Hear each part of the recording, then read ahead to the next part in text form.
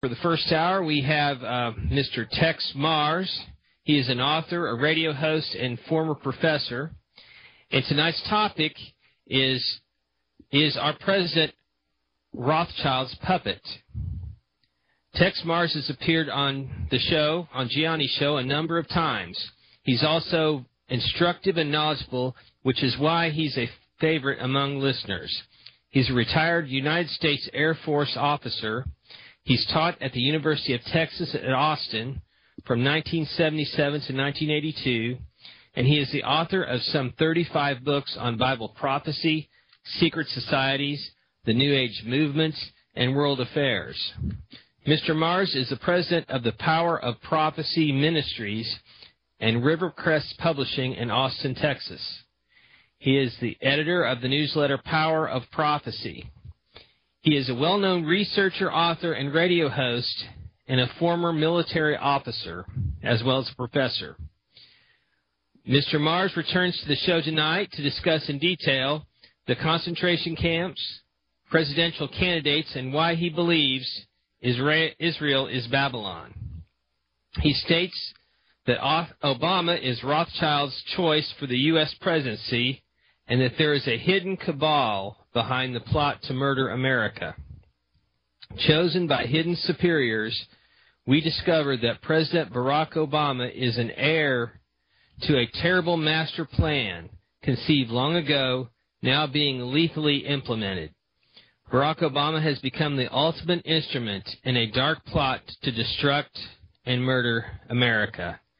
Mr. Marrs is a public speaker, Bible prophecy expert, and a former professor of American defense policy, international affairs, and political science at what I said earlier at the University of Texas at Austin. And we welcome Mr. Texe Marrs to the show. Welcome, Texe. Hey, great to be with you again, and I've just been looking forward to this, and such an important topic. Our country's in a real disastrous situation, the whole world, and this global treaty in Copenhagen is waiting for us, and a complete change in our medical delivery system. It just seems like everything is cascading down on us. So I appreciate being here and shining the light of truth on things, and then let every person decide for themselves what we're going to do next, because we're in real trouble. Well, Texe, it's always a pleasure to have you on my show. You've been coming on my show for as long as I've been doing it, and I always get a pleasure because, since you started your Power of Prophecy ministry, I've always bought tapes from you, and I've learned a lot, and I love that you're accessible and knowledgeable, and you read a lot, and you're right about this whole situation with Obama. And what concerns me, I think, more than anything, is that he is not going to pay attention to what the people want. He's going to do what the power brokers, the power elite want. Would you not say that's the case? Oh, Johnny, this is so amazing what is happening. Imagine a man going over to Europe and accepting the Nobel Peace Prize, and within 2 days sending 30,000 more troops over to Afghanistan to kill, and some of them to die themselves. Plus, we're prosecuting a war in Iraq, in Pakistan, and Afghanistan. Here's a man fighting 3 wars, threatening another nation, Iran, and accepting a peace prize. What kind of a warped world and a president do we have here? But I also saw him on TV this week, and I'm sure you did, where he said that he wasn't elected to the office of president to help these fat cat bankers. Now, see, here again, it's like, he accepts a peace prize and then sends 30,000 people to die and kill in Afghanistan. At the same time, actually, he does represent these fat cat bankers, as he calls them. In fact, I've got it right in my hand here from MSNBC.com. They're certainly not unfavorable to Bill Clinton or to this man, Barack Obama. Obama names 110 White House visitors. Would you like to know the first year who went to the White House the most?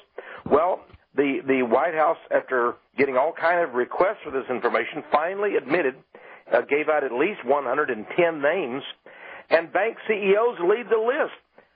Here's some names. AIG Chairman Maurice Greenberg, remember they got over $150 billion. There's ExxonMobil CEO, the Chevron CEO, Citigroup Bank President Vikram Pandit, Goldman Sachs CEO Lloyd Blankfein, J.P. Morgan's James Dimon, Bank of America CEO Kenneth Lewis, John Stump of Wells Fargo. There's Morgan Stanley, State Street Bank, Bank of New York Mellon. Even the American Bankers Association CEO Ed Yingling can go on and on. Of course, you have to throw in GE's CEO Mr. Immelt and Microsoft Gates and Ballmer. So notice, the little people aren't invited to the White House. There's been no meeting of the little people or talk show host or American Voice. I didn't get my invitation. I bet none of the listeners did. But think of it. AIG, Goldman Sachs, Citibank, J.P. Morgan, Wells Fargo, the usual suspects that ripped America's heart out by making up these fake derivatives, leveraging, up to 70 times the real assets they had. And by the way, Mr. Ben Bernanke was just named the Person of the Year by Time magazine. Yep. And guess what? They have never yet required any of these banks to sell or to give to the public any of their toxic assets.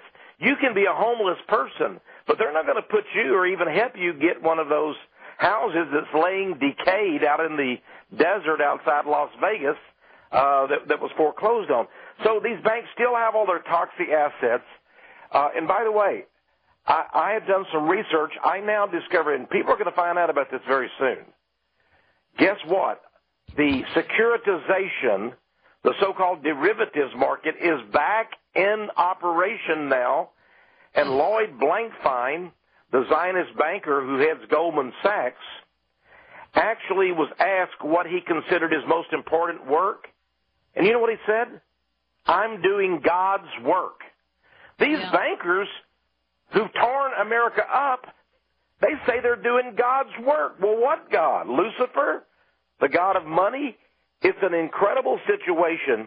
So he is working for the fat cat bankers, and all of them are a bunch of swindlers. And these Zionist Jews, I'm sorry to say, but they have been placed in every position of power. I think you can only name a couple out of hundreds that are not Jews all around Rothschild's choice, Barack Obama.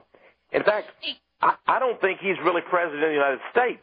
I think he's a figurehead, and he can't say or do anything, not even Michelle Obama, without their approval. They're watching him like vultures 24 hours a day. Well, I actually do think that that's the case. But, I have about, 3 emails here, texts from people, and one is from Terry Grabich, and I've known Terry for years. He does Conspiracy Archives. And he talks about a trip that he took to Russia, and I think this has actually been on the Internet. And he says that he went into a home of a person he knew and met this person's wife, and his wife said to him, and this was several years ago, before Barack Obama was even with Acorn, but this had happened several years ago. And this woman said to him, what if I told you, this is quote, what if I told you that you will have a black president very soon and he will be a communist? And this guy who said this to me could not believe it. Now, how would she get that information, do you think? I mean, she was in Russia, and she knew without a doubt that there was going to be a black man, and he was going to be a communist, and later on, his name comes out. Well, I show in my video, Rothschild's Choice, that there is a hidden cabal behind Obama, and their plot is to murder America. I mean, in terms of our sovereignty, our Constitution, but I believe they're going to end up murdering tens of millions of people unless we stop them. So Obama, though, has been raised up, trained, groomed to be a communist leader. He is a communist, although Zionism is a much stronger faction. And you have to understand that Zionist Jews actually gave us Soviet communism, and then they also helped Mao Zedong to fund and to found Red Chinese communism. And this is why Obama and all of his cohorts in the White House, the Pazars and all the others, that all of them so much favor Mao Zedong. They even quote Mao Zedong as a great philosopher.